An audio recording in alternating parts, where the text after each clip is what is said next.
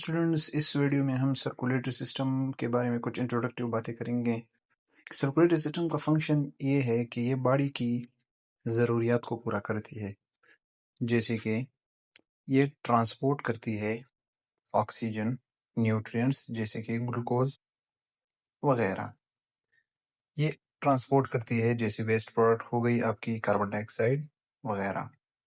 ये ट्रांसपोर्ट करती है हार्मोन्स बॉडी की एक हिस्से से लेके दूसरे हिस्से तक।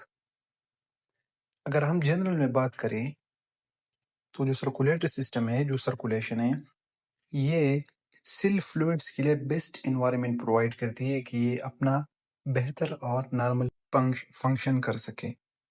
इसी तरह मेन कंपोनेंट्स सर्कुलेटरी सिस्टम के 3 हैं, ठीक है। पहले है आपका हार्ट, फिर है ब्लड वेसल्स, इसमें लार्ज वेसल्स आर्टरीज, फिर है स्मॉल आर्टरीज, इसके साथ साथ इसमें आती है इससे छोटी, जिसको हम आर्टीरियोल्स कहते हैं। आर्टीरियोल्स फिर डिवाइड होती है कैपिलरीज में। कैपिलरीज के बाद फिर वेन्यूल्स, वेन्यूल्स में फिर डीऑक्सीजनेटेड ब्लड जाता है वेन्स में, वेन्स से फिर वेना केवा में, ब्लड भी इंक्लूडेड है। इसी तरह हमने डिवाइड की है circulatory system into 2, systemic circulation and pulmonary circulation. इसको हम डायग्राम से समझते हैं। बॉडी से डीऑक्सीजनेटेड ब्लड जाता है राइट हार्ट की तरफ, राइट एट्रिया में, फिर राइट वेंट्रिकल में। राइट वेंट्रिकल से फिर ब्लड जाता है लंग्स में, उधर ऑक्सीजनेशन हो जाती है। उधर से फिर ऑक्सीजनेटेड ब्लड लेफ्ट हार्ट की तरफ आता है। लेफ्ट हार्ट में, लेफ्ट एट्रिया में, फिर लेफ्ट वेंट्रिकल में। इधर से ब्लड पंप होता है आयोटा में, फिर उधर से आके सारी आर्टरीज में फैल जाता है। फिर उधर से कैपिलरी लेवल पे आ जाता है ब्लड, जिधर लीवर, ब्रेन और सारे ऑल ऑर्गन्स ऑक्सीजन ले लेते हैं। फिर उधर से डीऑक्सीजनेटेड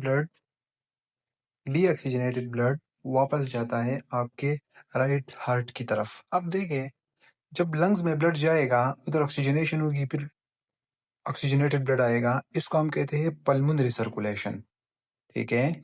और जब लेफ्ट हार्ट से ब्लड आएगा आपके सारे ऑर्गन्स में, ठीक है, फिर उधर से वापस डीऑक्सीजनेटेड राइट साइड पे जाएगा, इसको हम कहते हैं सिस्टेमिक सर्कुलेशन।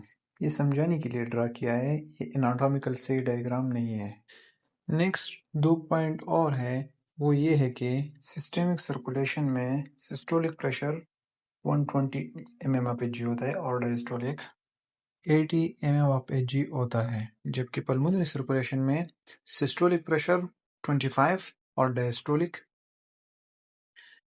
18 mmHg होता है। ये इस वजह से कि राइट वेंट्रिकल लेफ्ट वेंट्रिकल की निस्बत उनमें मसल कम होते हैं, इस वजह से।